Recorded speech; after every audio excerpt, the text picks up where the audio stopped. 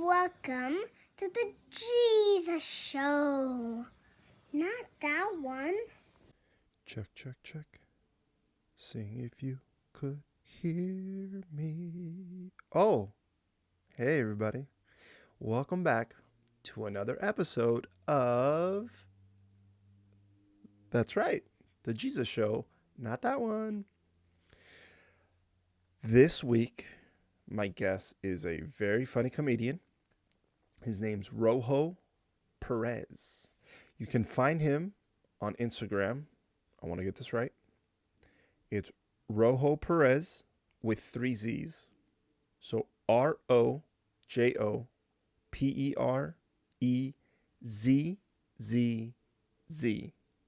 Right? Three Z's? Yeah. Yeah, look him up. He's hilarious. You can find him on HBO. If you have HBO Max, you can type in his name and you'll find him. And he's very hilarious. Not only is he one of my friends, but I think he's very funny. And I think you guys will find him very funny. I jump in and talk to him in our interview. I had a good time talking to him. But before we get into that, I want to share a little apartment complex news. So a couple weeks ago, I told you guys that there's a couple that moved into the apartment that a previous couple was living in there that was always complaining about the dogs. Well, this new couple, they've also complained about the dogs, barking at the dog park. But we haven't had any problems with them. If they do hear dogs barking, it's kind of funny. It's mostly the girl, or the girlfriend, or the wife, or whoever. She has the problem, and she'll, you hear oh my God. And then she slams the window shut, which I think is kind of funny. But a couple weeks ago, maybe a week ago,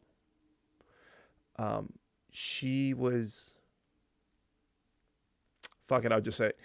So she was playing with herself, and she was having this, loud orgasm. And me and Allie heard it, and I go, is this chick fucking herself? Which is fine. I don't give a shit. Have all the orgasms you want. But it's odd when you're having orgasms and making sex noises when you're, not only is your window open, but your blinds are open. So Allie goes, oh yeah, she's on the couch. Because Allie was walking by, kind of what the fuck's going on? So I guess the girl was, playing with herself on the couch for everyone to see, which I thought was odd. And then somebody else that lives in at the complex, they said they were at the dog park and they heard her moaning and having a good old time. And she left. And then I thought to myself, how odd is it that somebody that's complaining about dogs making noise in the dog park, that agitates her, but coming and vocalizing your orgasms so everybody can hear with your windows open is okay. I don't know. I just find it odd that, hey, if you're complaining about the noise, then maybe you shouldn't be making that much noise, right? Am I weird? Because I think, again, have all the orgasms, scream all you want. You're in your house. But if you're trying to make some sort of attempt to not have everybody listen to you, then at that point it's just hey, look, we're fucking, or I'm fucking myself, and I'm having a good time in my own place. Leave me alone. That's fine. But when you leave windows open for everybody to hear, aren't you causing noise for others that maybe they might not want to hear? I don't know. Oh, and there's a family that lives right next to him. Yeah, with a bunch. I think they have 3 little kids. I can only imagine that the parents are so she stubbed her toe again. I don't know how you would talk to a kid about that because I don't have kids, so I don't think I'd be like, oh, she's having sex with herself over there. Sex is no, I don't think I would do that. I mean, maybe if they were like teenagers or something, but by then they would understand what's going on. I think, right? I don't know. That's why I don't have kids. Anyways, before we get into the interview, guys, please make sure you are subscribed to the podcast. Make sure you are following me on Instagram, the Jesus Show NTO. Um, Twitter is Jesus Show NTO, and the YouTube is the Jesus Show NTO. And if you're having a problem with any of that, just go to my Instagram page, the Jesus Show NTO, and hit the link. There's a link, and it'll take you to all my stuff. Just hit it, and then go, oh, I want to watch a YouTube. Oh, I want to do this. Oh, I want to do that. And it'll take you there. So, yeah, keep listening, keep subscribing, keep telling everybody. Let's try to make this show grow little by little.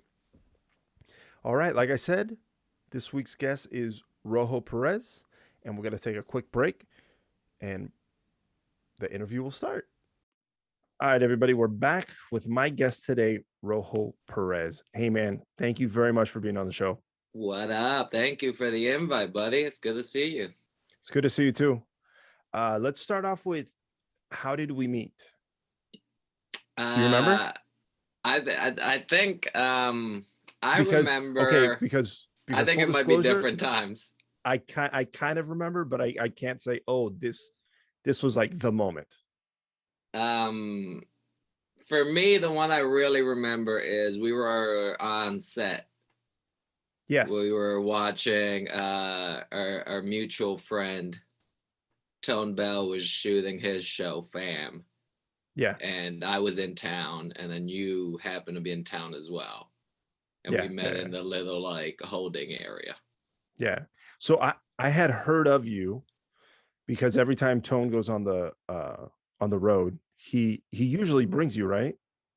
Yeah, as long as our schedules match up, we try to go out together. Okay. So you know, I had heard of you, and then when I actually saw you, I didn't like. I think I had seen pictures of you.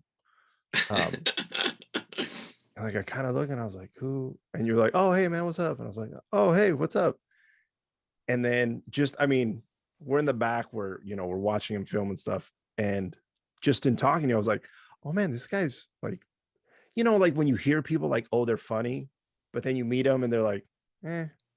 But with you, I was like, oh shit. Like there was a couple things you said to some people. I think somebody was trying to sit next to you. And they were like, we had, you know, because it was you, me, Adrian, Jane, yeah, you know, whoever else. And I think you like moved something and you were like, yeah, no, go ahead, and it's your seat, not mine. And just the way you said it, like you weren't trying to be funny, but it just came off. And then like a couple times you rattled off some stuff, but just like, I think you were even on your phone and you weren't paying attention. You were like, yeah, whatever. And I was like, fuck, man, that comes so natural to him. Like that's, fuck, man, it's crazy. So that's one of the things that I really remember about you. I appreciate that, because that day, that specific tape, and there were a lot of people back there. Yeah, there was. And there are a lot of people back there who are much more successful than you and I who are hanging out. So I was trying to be like, man, this ain't nothing. But I was like, come on, these are some, yeah, I got post me on Instagram real quick. Let me pick up some followers. You're like, hey, what's up? Hey, what's up? I have a quick story to tell you off mic about one of the times that I went. Okay. So that's patronage.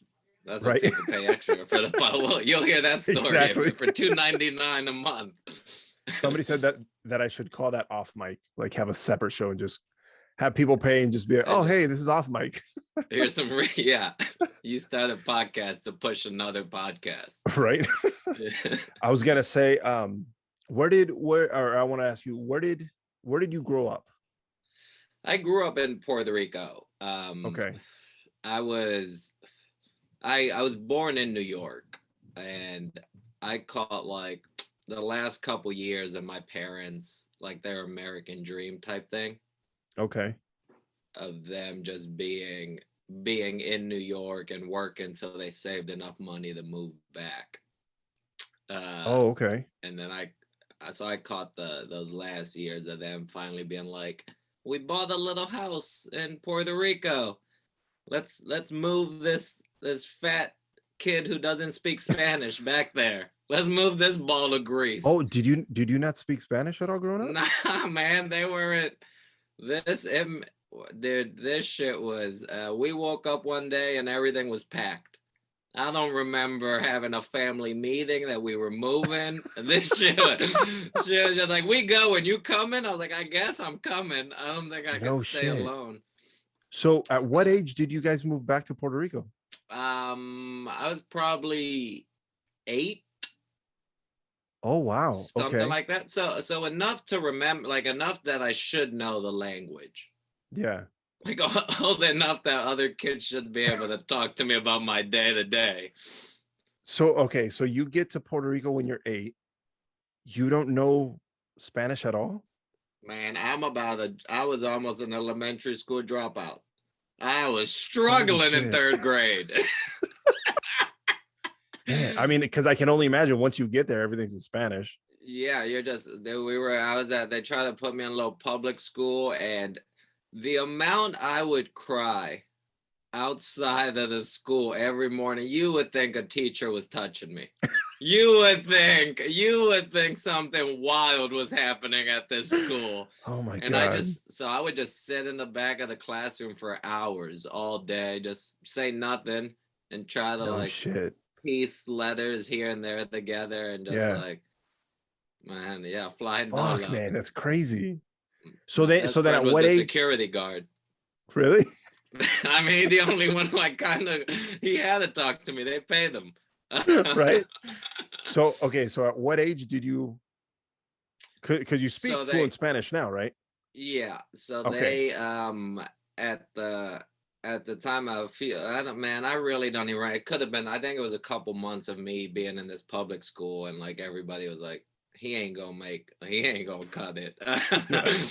um so then they found this private school that was a little closer to where my mom worked and they spoke most of it was in English and then they'd Oh, have okay. some Spanish classes. And then whenever kids had regular Spanish, they would take me out of the room and put me like in a little closet room.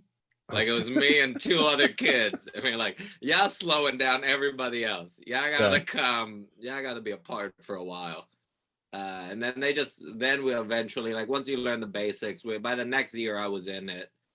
But Oh, that okay. first, yeah. But I still can't roll my R's to save my life, Really? dude. I can't book a single thing in Spanish because people think I'm faking it. Because the shit Really? don't sound the way it's supposed to. And I go, I swear Wow. I know the words. I swear I know what I'm saying. The shit just sounds like this. Well, I mean, I've heard you speak Spanish. Yeah. I mean, to me, I guess not. I guess I've never really paid attention enough to go, oh yeah, no, he doesn't roll his R's.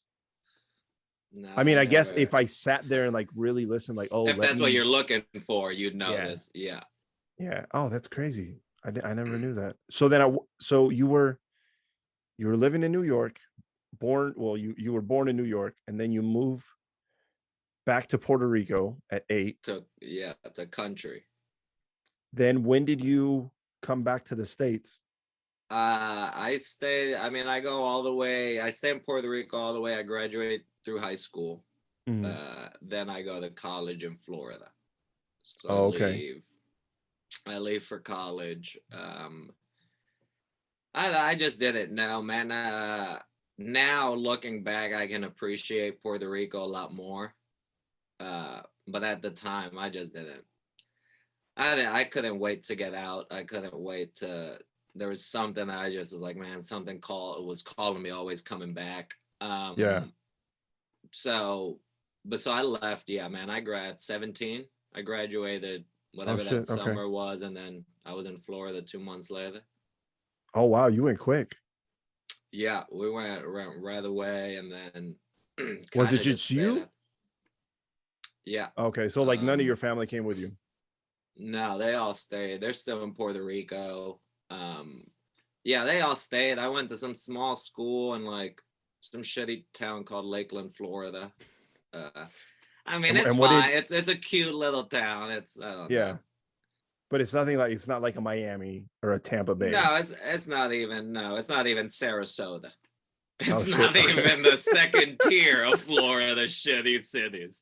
The Okay. when I was there they had two claims of fame. One was that the Detroit Tigers did their uh Training there. spring training there, so there were a few pitchers who were sleeping with college kids who we'd see Ah, got around. it. So Yeah, we knew yeah, them. They were like, ah, they're cool. yeah. And then the other one was Lakeland at the time was the meth capital of the United States, like per footage or whatever, the Oh way they wow. broke it down. Yeah, they Okay. were real proud about that. We got baseball meth. The best. Nice. Okay. So you get there. What did you go to school for? I go to school for journalism, news media. Oh, okay. So that was the I always want to do like sports radio or sports journalism. Somewhere in that field was like something I really thought I enjoyed. Um, Okay. so I went to school for what it just called news media, but it was like journalism and then video editing and stuff that stuff. Um, Okay. I worked for a little bit. I started freelancing at a local paper. Uh, I hate it. I mean, I still hate the lady who was helping me at this job. And looking back, it's not even her fault. It was such a small paper Yeah. that they didn't have the time to go, hey, I'm gonna teach you how to have your first job.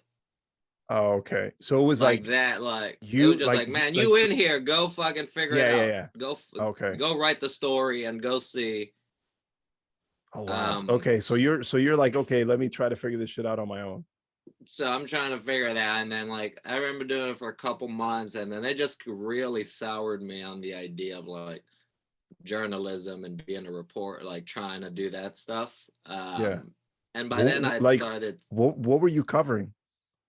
Um, I did. At that time, actually, Lakeland football, high school football, was massive. Oh, okay. The Lakeland high school team, I think the year my sophomore junior year, they had 10 players go Division 1, which Oh is wow. wild Okay. for such a small like little town high school. And then there were a few colleges at D2 schools who had like good baseball programs, and like I would drive to like two towns over that had like a small football team. So I was just literally just looking through people's athletic programs, looking for Spanish names, then seeing if these Spanish name players were any good. Yeah. And then if their numbers looked okay, I'd be like, man, I'll do a feature on them. Fuck it. Yeah. Dude, that's And that's hilarious. kind of just how I was finding people. Okay. Well, did you have any? I forget. Here's one I've never told. Oh yeah, tell me.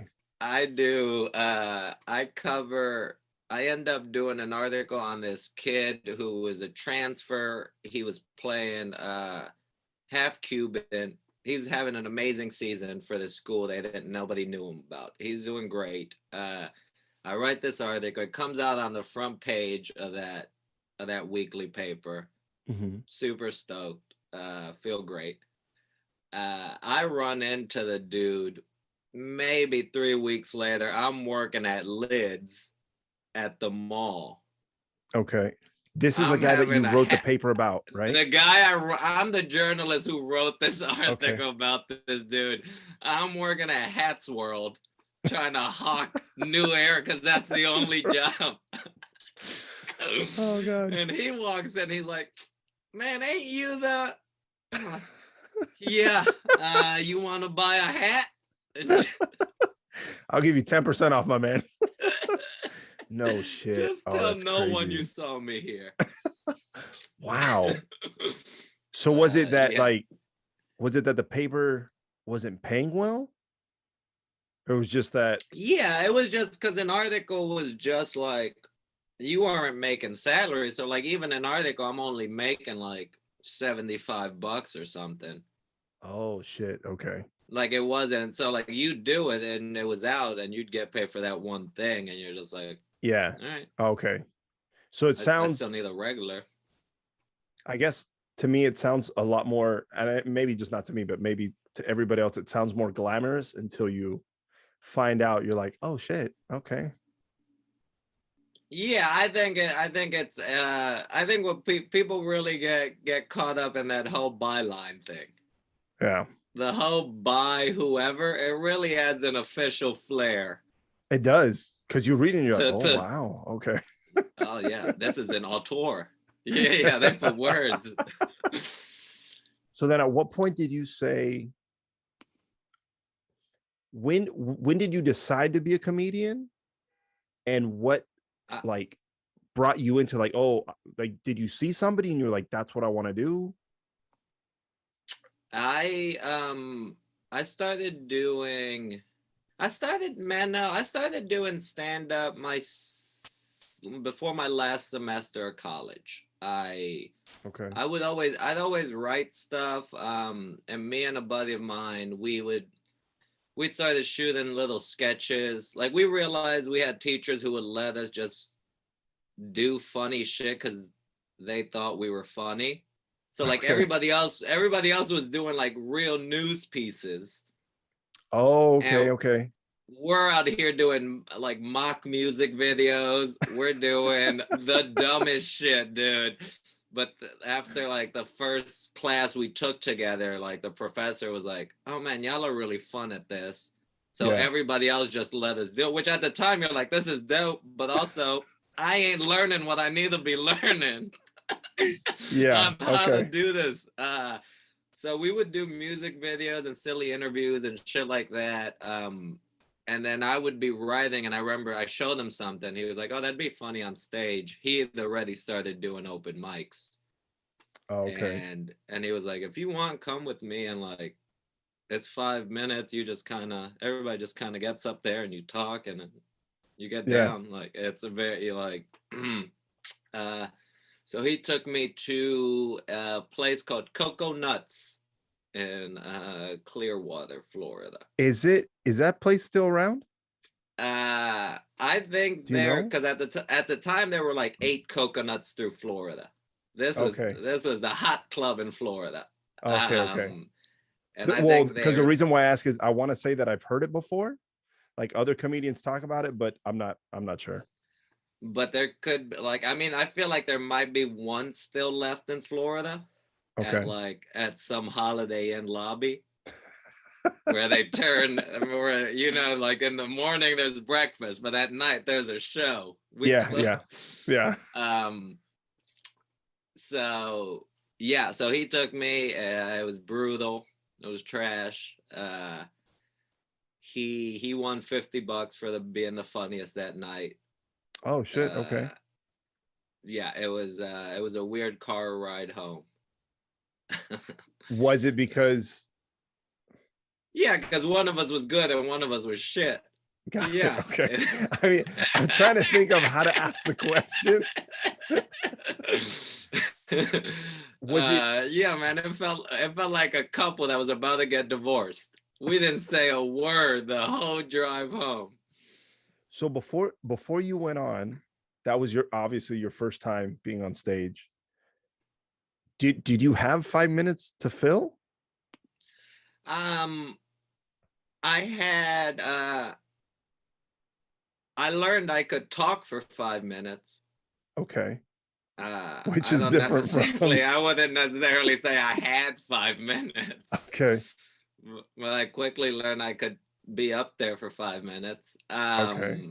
No, it Because was I mean, anything I attempted as a joke, well, it wasn't. You don't know what you're doing. I don't know what the idea of funny is. You don't know. You're kind of just doing what you've seen. yeah. rather than just you, the what makes you kind of funny in your day to day, I guess. Okay. So then at what point did you start figuring it out, like, okay, this is how I want to, or this is where I want to go, and this is how I'm making myself unique? Um, man, I really wish I had a clearer answer for this. I mean, is that even a I fair don't. question to ask? That's the thing. I don't. Some people like. There's everybody talks about like finding your voice or what's the voice. It just like I don't know. I couldn't explain to you my cadence or what Mm-hmm. my how the rhythm I'll find it on stage. Uh, I think at some point I stopped. I think at some point I stopped trying to. I think once I got comfortable on stage, then things started to come around, because it didn't feel like I was. It didn't feel like I was putting on. Okay. Like so there was so there was so I started getting better laughs, just because it just started sounding how I would normally talk. So Okay. it didn't sound like this is how we talk right now. And then I was on stage and I was enunciating and I was like doing other things. And you're like, man, why is this shit not hidden? And you're like, because it don't Yeah. even sound the way you think it sounds in your head. Yeah. Yeah, that People makes can tell sense. this doesn't feel the same. There's only been a couple comics who I've seen, um, where you hear them talk off stage, and then the moment they get on stage, it kind of turns into, they're like, "Hey man, what's up?" And then they get on stage and they're like, "Hey, what's going on, everybody?" And you're like, that's Yeah. that's odd. And I I mean, mean, I like I get the idea of it when, because I do think there's a difference between turning it on, but being on and still being you. yeah, Like I think yeah, that makes sense. we all want to be on when you're on stage, Yeah, but sometimes it comes off as turning it on. So sometimes you'd see me like, hey man, what? Like it's this, and you're like, motherfucker, that ain't you at all. yeah, You think you're doing what you need to do for whatever reason when nobody's ever told you that. yeah. Okay. Like I think since there's no, it's weird that comedy is really frowned upon, like coaching or like classes or stuff like that. Is it? Yeah, I mean, a lot of people like classes are kind of always taking like, well, you don't need to take a class, and like, and the idea Yeah, of you're right, coaching, because I have heard that before. and even like coaching doesn't exist. People take it very, people get real personal when obviously when it's your own words. Hmm. But it's weird to me that everything else has a coach. True. Like so Sports. sports and like acting, music, the Yeah. like other fields have, because sometimes it's the idea of having someone else from the outside being able to look at it and go, Oh, that's a good point. I never okay, thought about that. this is a little wordy, this is a little, take this shit out, maybe add a laugh line here, Yeah. because I think we get so enamored with the words we wrote, and it comes from a true place that people go, oh, I could never change it. No, this is how Yeah. it went though. And you're like, that okay, sure, but you're also supposed to make people laugh. Do you think it's maybe because uh people perhaps think that, oh, let's say I'm I'm the coach, you're the comedian, and you're running stuff by me, and I'm looking at it, and then do you think it's because comedians think like, oh, he might steal my stuff? Could that be in That there as well a little yeah, bit? I mean, I think that, yeah, I'm also not sure we should have coaches. It's just something I've thought about a lot of. Yeah. I do think that has to do with if the person's another comedian, are they taking are you worried about some material being taken or an idea, or also the fear I think at times of like, do you start sounding like them, like that other person? Like, does your humor start taking their tone or Yeah. what? But I think that that stuff also changes with, when I say coach, I'm not saying feed me a line. Yeah. Yeah. Yeah. I think it's more of like, oh man, maybe you ever think of this sort of thing here, and then it's on you to just go figure it out, yay or nay. Yeah. That to me is more of when I think coaching. But I don't know. I think people are just very, because there is no one who tells you how to do that. I think so many of us just come up learning how to do it on our own, Yeah. where everybody then gets very protective of their quote unquote formula or their path. One of the things I wanted to tell you was one of the things I really enjoy the times that I've seen you with Tone. Uh, it's nice when you guys go on stage and you guys, do your set. And to me, it's always fucking hilarious. You guys always have me dying laughing. But then when you come off and you guys start talking about a particular joke in the set, and then you'll say, man, I've been having a hard time because I was doing it this way. And then, it just started hitting right. And I think to myself, fuck, from the outside perspective, my perspective is I see you doing it and it seems smooth and seamless. But I do like seeing the times where you guys kind of struggle with a premise or a joke, and then seeing you guys tweak it and figure it out and mold it into, okay, now that's getting a big laugh. Um, Yeah. how do you usually deal with that? Like knowing this joke I know is gonna kill, but it's not killing right now. Um, man, I think when I guess two things. When it's a joke that normally works and it's not working anymore, Mm-hmm. uh, or it's not hitting the way I remember it used to hit. I think a lot of times it's I've lost some of the love for it. Okay. I think a lot sometimes because especially for me, I'm not a one-liner of a comedian. Mm-hmm.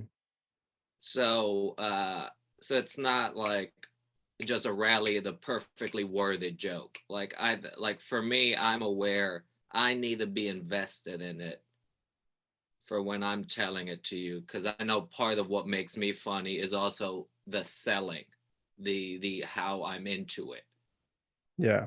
So if after a while the joke is starting to feel a little stale or it's just an older joke, now sometimes I would fall in a trap where I'm just saying the words, being like, oh, this is gonna hit.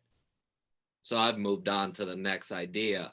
But sometimes a crowd can feel and be like, yeah, that was funny enough, but man, this ain't, there's a little more oomph you then put in Yeah. it. And like sometimes, like Yeah. you're saying, a crowd doesn't know. A crowd will just laugh and go, oh, that was funny. But to me, I go, man, that shit used to get an applause break. Ah, Or okay. that used to carry different. Like that Yeah. that laugh used to give me a little more of a breather. And it's not doing that anymore. And then that's usually when I have to go back and like either stop doing the joke or Yeah. try to add something new to it. Uh, Try to mix up the wording on purpose Okay. just to get an excitement out of it, just to Yeah. like see if you find something new in it. So that's my, for me, usually I've gotten better at noticing that and being aware of going like, man, that one's on you. Sometimes it's on the crowd, but also I'd be like, Yeah. man, Yeah. It that is shit's on you, sometimes. dude. That one's on you. You ain't bringing that good shit tonight. Dude, I know Um, I know there's been a couple times where um, you guys have said, you guys tell a joke and I'm fucking dying laughing and nobody else laughs and it pisses me off because I'm like, hey, what the fuck? I know that's funny. And for some reason, in that one room, it won't hit. But then you guys do that same fucking joke in a different room, and everybody's dying laughing. And I'm like, that's so crazy that rooms can change that drastically. Where one finds it hysterical and the other one's like, I guess. What else you got? Yeah, that's why it's always funny. Like there's comedians out there who are very successful who I don't find funny, but I'll never say that person's not funny. That's because that's wild to me. I go, Yeah. there's no way 100,000 people find this person funny. And then I go, nah, but this is shit. I was like, no, it's not for me, but Yeah. it definitely resonates with somebody. Yeah. I think that stuff is so interesting. What's fun to me about that stuff is uh how can I do the same joke and soften it and get you to laugh at what I know you odds are Jan wouldn't like. Like Yeah. if I go but that's a fun thing of just knowing where you're at. If I go to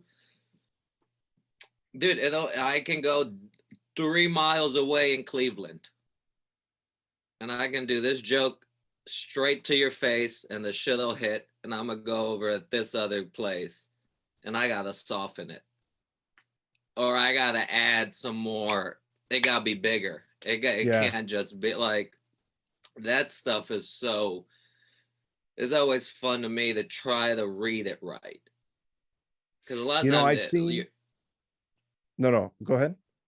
no, I was just saying a lot of because a lot of times you're wrong and like a lot of times you're just legit guessing off how a person's stance is, how they're seated, what they're ordering, what they look like.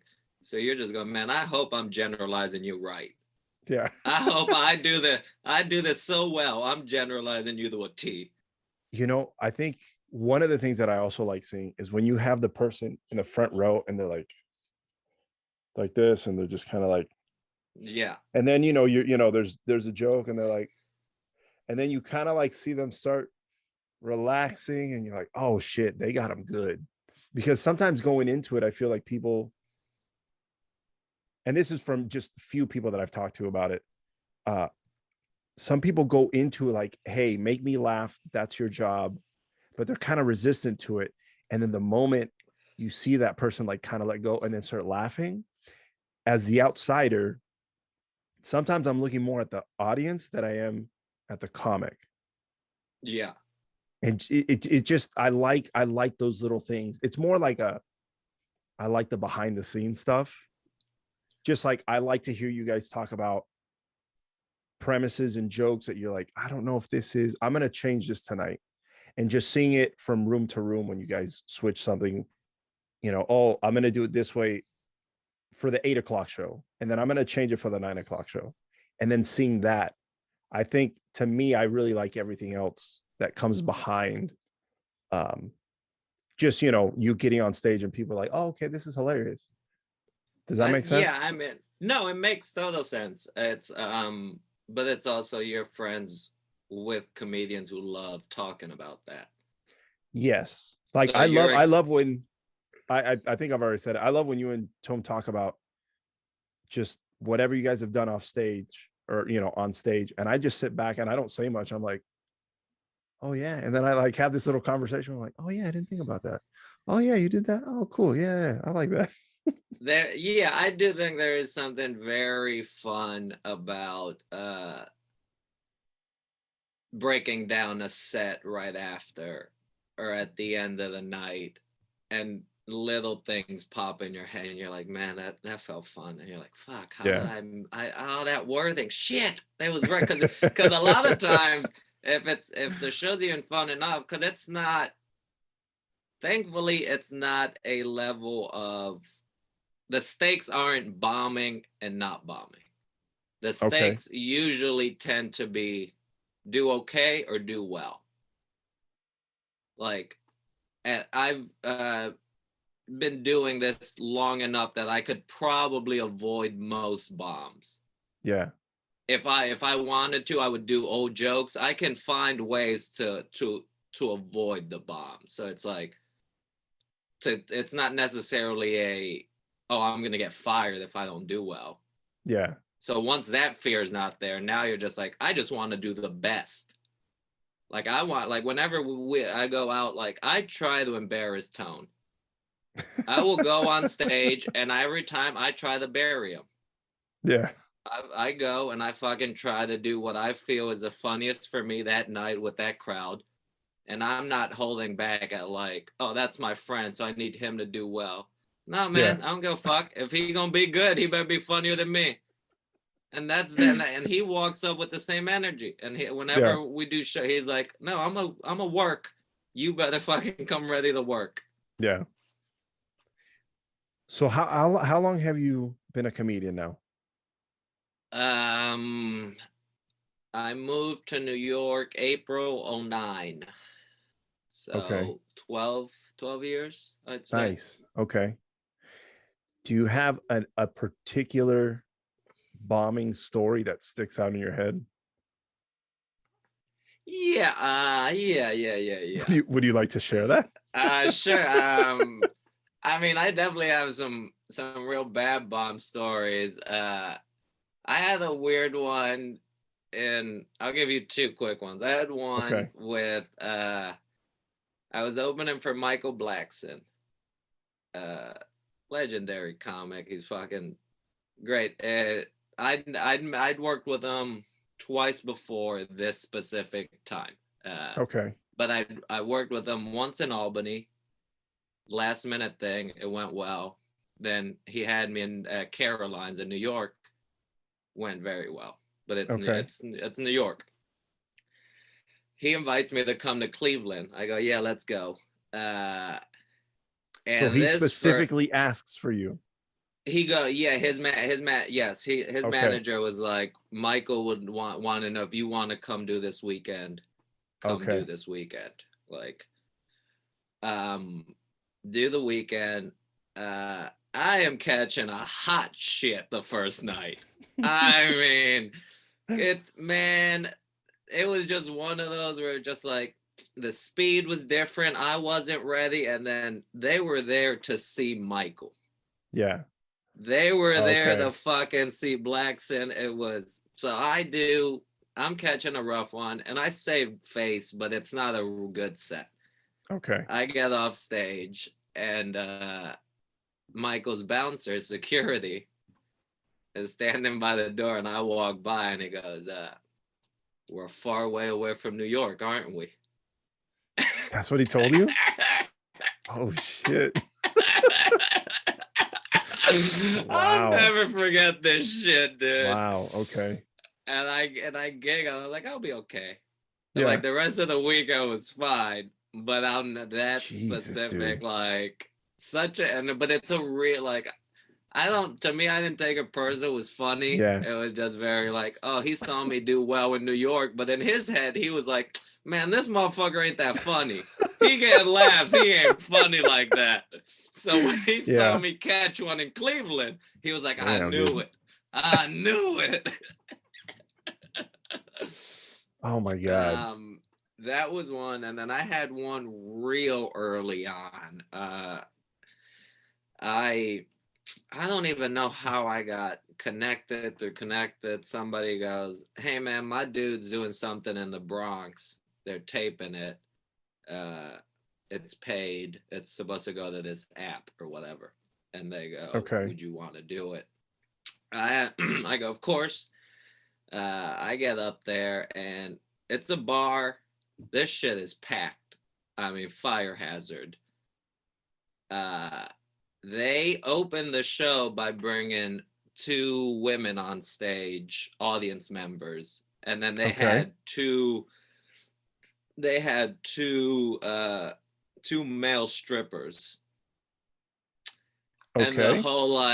the whole joke or whatever it was, there was just these two dudes giving them full lap dances to these women, and just like the This is before the embarrassment of show whatever. starts? This is opening. This is the opener of the show. Okay. This is All the right. opening of the show. Yeah.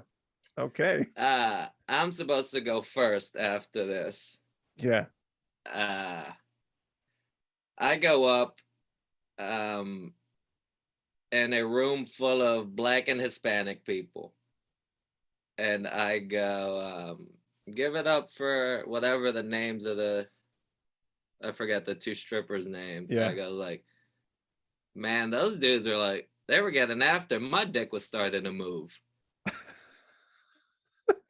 And if, man, when I say not one chuckle, not even a fucking ping, like, I mean, this shit hit silent. I go, Oof. I was like, fuck it, whatever. I jump into my first joke. Yeah. This is where we're talking about. I had some Sarah Palin joke. Okay. That's where more or less the time frame we're talking.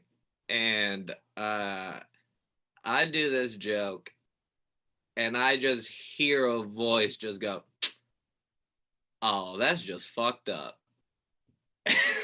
Clear as day. Oh man. I say something to the person who yelled, and then now Yeah. the crowd's like, nah, man, we agree with this motherfucker. Oh man. So now they've I'm so, turned on you. oh, now completely. I'm supposed to do 12 minutes. I'm maybe 3.5 in, and I am Oof. getting the Oof. hardest light.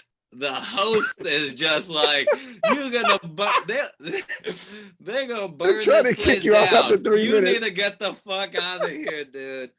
Oh my God. I do 4.5 minutes. Nobody's making eye contact.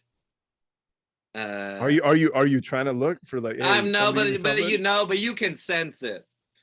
Okay. I'm not actively looking for someone to talk to, but I would Yeah. really enjoy a hug. That's the energy. Okay. Jesus, dude. uh, I Fuck, that sounds I terrible. that I took a shot. The dude I think ended up giving me like $20. And being like, had to quietly take the ride back local Damn, from the dude. Bronx. That's crazy. Yeah. Those hour and a half drives back or train rides. That's when you go, I could probably get another degree. Like I bet I could probably. Maybe I should go back to school, man. I Fuck. think they talking about forgiving student loans. I bet I could get back in that. So moving from bombing, what has been something you've done that you're like, fuck man, I never thought that I would be here doing this right now?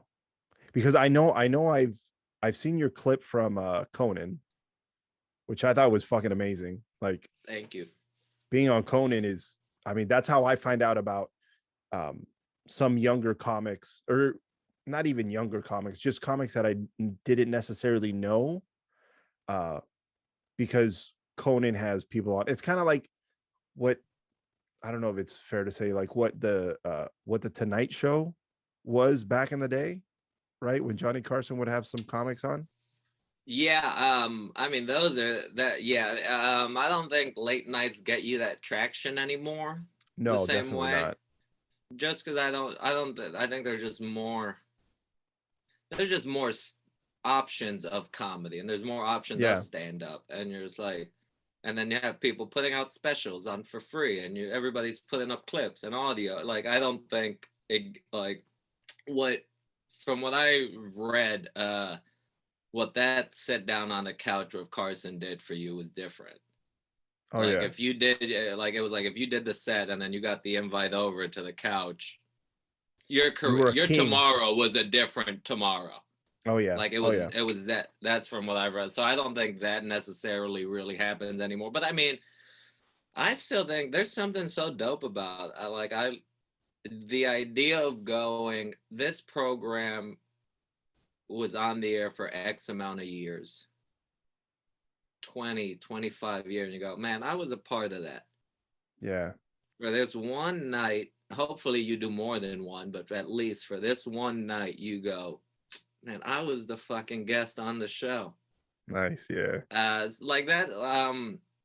So I still love the idea of late nights because of that feeling. Like I love the idea of people still getting dressed up to do the Tonight Show. Yeah. Like I think that shit's it's like me personally, I think it's cool. I think people will for look back and go, man, the Tonight Show through all these years, and you go, that look at that name, that fucking name. Yeah. Like I think that stuff's so amazing. I don't know, like I didn't enjoy, and I guess I shouldn't say that enjoy. I very much enjoyed being on Conan. I didn't personally have fun. Okay. I Why is guess that? let's put it like that. I was just it. I think it was the first one. There's a lot of things just going through my head, and I couldn't sit back and be like, man, this is fucking cool. Yeah, Like that makes that, sense. I couldn't do that. Like I imagine once you do a few more, once you do a couple more, there's a rapport. There's a little like, oh, this is fun.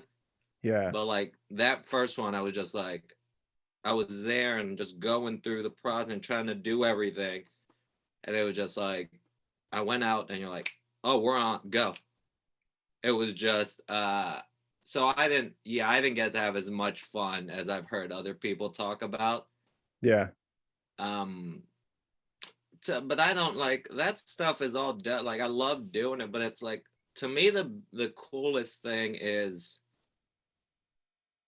I don't know, dude. To me, the coolest shit is having peers really fuck with you. Like, having like this, and I've told this before. I remember Hannibal walking into a bar show I was on, and him just stopping to watch my set. Something No popped in shit, his head. really? Something, and like we knew each other a little back then, but he Yeah. was already doing well, and he popped in. And he just stopped and heard and like did like got a good Hannibal laugh, and I was like, ah, Yeah. man, that's it. Yo, that's That dope. to me That's feels dope. dope.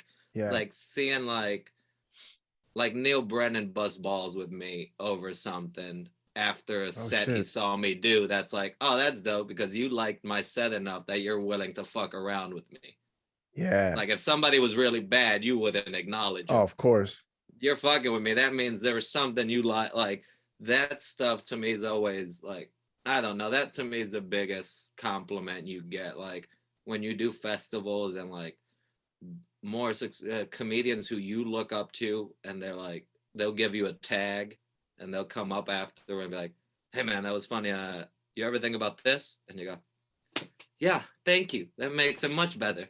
That's why like that Nice. person took time to watch your set, and it triggered something, and they liked Yeah. it enough to come over and say, "Hey, this is how you make it better." And you're Yeah. like, Dude, "Yeah, that's thank dope. you."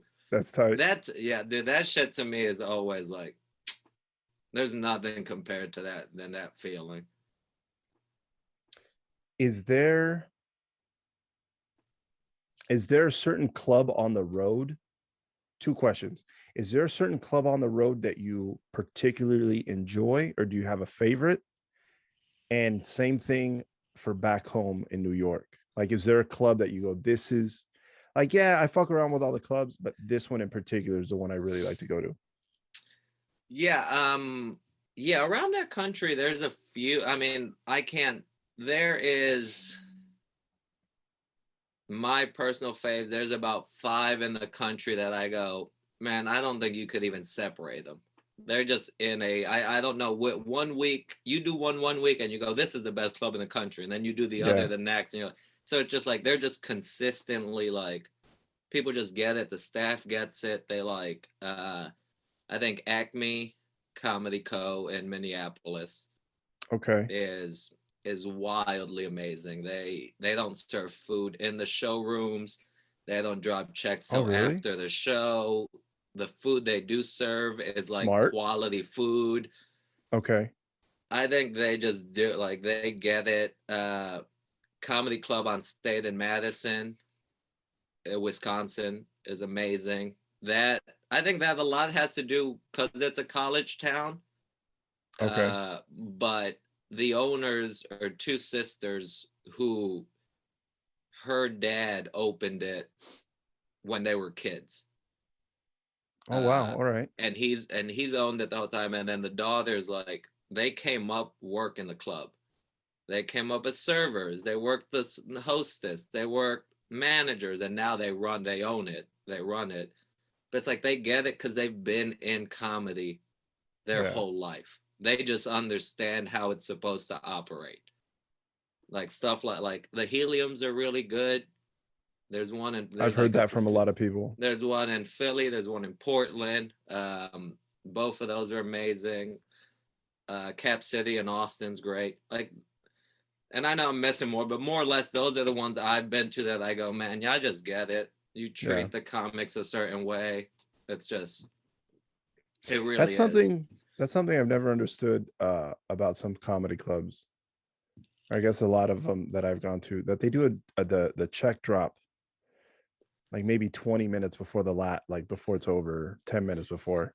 And it seems odd because then you have a bunch of servers walking around dropping checks, and some people are like, are we going to split this? Are we not going to split this? And Yeah, sometimes I just want to tell the people next to me, just fucking put your card down, figure it out after. The fuck, shut up.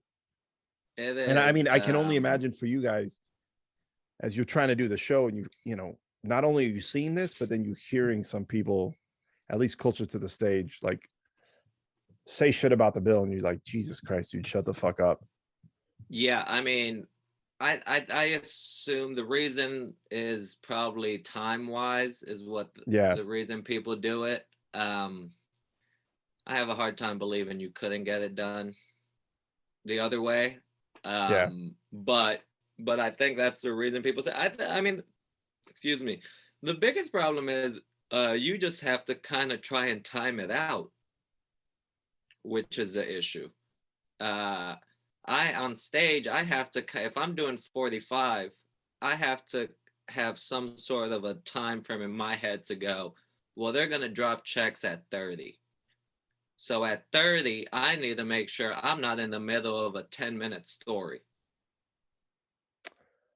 Okay. I need to know from 30 to 38 people are paying checks. So I Yeah. have 8 minutes here where I just need to give you loosey goosey shit. I need to give you Oh, that playful makes shit. I need sense. to give you interactive shit. I need to either point out that the checks are coming and don't be shits and just pay them right away. Like I need to, Yeah. because if not, the story's gonna get lost. The momentum's gone, Yeah. and now you only have really 10 minutes to wrap it up. Uh, so I mean, I think they're an issue in New York. It's different in New York because they do checks, and I think the advantage of checks here is a lot of comics come up doing check spots. Oh, So okay. In New York, a lot of the clubs here are showcase clubs. So you'll have 6, 7, 8 comics on one lineup, Mm-hmm. and then there'll be they're going to be 8 minutes of checks. They'll have a newer comic who's not passed at the club, but someone they like, come up and do quote unquote jokes for 8 minutes while people are paying checks. Oh, okay. So it's kind of like a cutting of the teeth thing here. Yeah.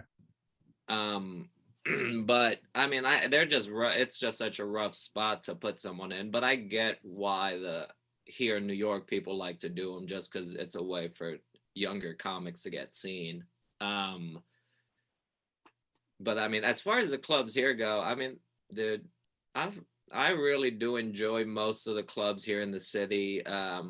New York Comedy Club, I think, is the one I frequent the most, just because I don't know, you go where people ask you to come. Yeah. You know what I mean? Yeah. And they've been great with me for years before I did any TV stuff. Before, when I was just figuring shit out, and they'd always open their doors and be like, "Hey man, come fucking figure it out here. We're all Yeah. figuring it out." So that to me is the main one here in the city, but New York's in a good place. The clubs here, at least comedy wise, it's a good mix. The Stand's fun. Obviously, the Settler, like Stand Up New York's doing well. Caroline, like there's just so many here that just like Yeah. it's a Dude, once everything kind of gets back to some sort of normal, uh, I want to take a trip out there and spend a yeah, couple days and just please, show me around. I've been in New York City a couple times, mostly for yeah, work. And I mean, I've done very limited things, but I think I'd want to actually go on my own time and have somebody who lives there and knows what's going on and be like, hey, let me take you here, let me take you there. Because I mean, it sounds, you know, cool, and it's something that I would love to do also. You know, to get Man, to know the city. you need to. I mean, right now it's weird because people are like, New York's dead. I was like, man, New York's the most fun right now. Because Why is because that? not everybody's on top of you. God damn, this feels amazing. I was like, if this city's dead, I hope it never wakes up. Because this shit feels great right now. Yeah. Yeah. Please come now that the weather's breaking. I was gonna say, have you ever done any shows in Spanish? Spanish? Yeah. Yeah. I love doing them. I'll do every time I go to Puerto Rico, I try to set something up. And I try to do the show. I always do the shows in Spanish when I'm there. And I'll do some Spanish stuff here in New York. Um, it's just a matter of finding them, really. Are It's you ever put into this like, oh, Rojo's a Spanish comic? Have you ever gotten that? have I ever gotten what? Have you ever been put like in this box that like, oh, Rojo's a Spanish comic? Not just the comic, but oh, he's a Spanish comic. I uh I don't know if people put me in that box now. I mean, dude, I used to worry about it a lot more. Yeah. Um, and I mean, I still think to a certain point, you'll never hear me do accents on stage. Especially because a lot of times, if I'm talking about my family or whatever, like they didn't have accents, so I don't put it on because it makes me feel a little uncomfortable. Okay. I'm not sure where you're laughing at. I think sometimes when you put an accent, people associate them as someone who's dumber, Oh wow. Okay. who's less Yeah. educated. So it makes me feel uncomfortable. So Yeah. for years, I was very aware of being, oh, I'm not a Spanish comic. I'm a comic who happens to be Hispanic or Yeah. be Puerto Rican. Like, so I would never touch on too many things growing up early on. Uh, and then I think over the years now, eventually, I think I'm comfortable in who I am and what I'm talking about on stage. That I'm aware. If somebody goes, "Oh, that's a Spanish comic," you go, "Well, you haven't even heard. I know you're not listening." Got it. Because I know, like, my shit doesn't, like, if you hear me talk about something from Puerto Rico, I swear it's a unique experience to me. It's never going to be generalized. Like, Yeah. if I tell a story about a cockfighter, about going to a cockfight, I'm telling you I went. I'm not saying this is like, it's a very specific thing that even in Puerto Rico they'd be like, man, that's fucking out there. Yeah. Like, uh so yeah, I mean, now it's the point of people, if somebody thinks that, like, I don't know what to do, what to tell you, because also Spanish people don't come to my shows like that. So it's not like It, people go specifically, oh, Rojo, whatever it is, like, yeah, I oh, I'm like, Cuban. Hey, let's go see Rojo. Vamos. Something like that. yeah, I think, yeah, people come sometimes because they see the name and just associate, Yeah. but they won't. But it's anything. If you look anything I have up, you're like, man, nothing leans towards Yeah. that wheelhouse. Yeah. Got it. I mean, because And there's nothing. That's the thing. There's nothing wrong. I don't think there's. That's a weird thing because I don't think there's something inherently wrong with it. I think if you're clear on what the joke you're making is, then that's all you can control. yeah. People laugh at what they laugh and they don't. I'm not saying that to, like, comics shouldn't do it. I was just Oh always no, no, yeah, very yeah, of course not. aware Yeah. of why I didn't. And also other comics did it and were really good. I thought George Lopez made a whole career on it and the shit was really good. I don't, Oh yeah. why would I try to do what this motherfucker did Yeah. and it's still it doing? does it does work. Yeah. And he does it very, very, very well. And it's obviously he's super successful for it. Yeah. Uh one last thing I want to ask you. You have do you have a special on HBO? So it's a special as in us four did, there were four of us who did an hour together. Okay. So it's not a reoccurring. So as far as it's a one of one. So that's Okay. in that mindset, it's framed as a special. It's not my own special. I'm part of it. It's me, Eric Rivera, Vanessa Gonzalez, and Christian Ramirez. Um, Okay. but it's still yeah, it came out last year. I think it was last year, but it's still up. It's on HBO Max. If you just like Google Rojo Perez, the shit comes up. Then working on a new album that's coming out in the summer. So please look out for that, people, and hopefully another late night that I can't say yet. And where? Oh, really? Ooh. Hopefully, Okay. hopefully. So where can people find you? You have Instagram, Twitter. Please, Rojo Perez, three Z's on all the socials. And then just rojoperez.com. That's a website. Or you can just send me a message, call me. Oh man, I got nothing but time these days. Yeah. What is it? You're the second best export of Puerto Rico behind Bad Bunny, right? Is that what? Man, that Is that what we motherfucker say? snuck up. He blew by me like I was like, come catch up. And he was like, man, I got a Bugatti. Don't worry about me. I'm Dude, blowing by this shit. when I saw you put that, I I get I started laughing. It was hilarious. he's so fucking, he's great. I love that dude. Oh, I But love that yeah, guy he's the too. hottest thing out. Hey man, thank you very, very much for being on the Dude, I show. appreciate you for the invite. This was fun. Fuck man. And it was cool because like I thought I was like, oh, you know who I should have? I should have Rojo. And then I was nervous. I was like, wait, should I Instagram him? Should I reply to one of his stories? Should I? And then later on I found your number and I was like, oh wait, I have his number. And then I felt stupid. I was like, I'm over here trying to talk to him on Instagram and I have his fucking number. I was like, oh God. Dude, I just got all like, I was like, man, he's gonna fucking think I'm weird and shit. But no, thank you again for Nah, coming on, man. I yeah, really man. appreciate I just think you're weird now for telling me all that. it. Yeah, I am kind of. I am. And Good hopefully seeing you, I'll buddy. have you again on the show. Oh, please. And come to New York. Let's kick it. Always, man. Thank you very much. Take Dope. care and I'll talk to you soon. You too. Just be safe. All right, you too, bud. And there it is, guys. Another episode in the can. It's show business lingo.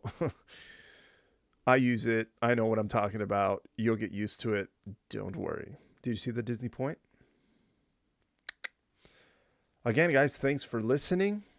Thanks for the support, the love everybody keeps sending me, showing me. I really appreciate it. I I wouldn't be able to do this show without you guys. Then it would just me talking into a camera or talking into a microphone, and nobody would hear it. So thank you guys for coming back week after week and supporting the show. I appreciate it. One more time, please remember, tell everybody you know to subscribe, to like, to rate the show. And don't forget, follow Rojo. One more time, it's his Instagram is Rojo Perez with 3 Z's. Check him out. He's hilarious. This week's outro, I don't know. I think I've done different songs, different kind of music. I don't know. I think this week I'm just gonna go. Thanks for watching. Thanks for listening, and we'll see you next week. See, now I'm done. Now I'm done. I got you. I got you.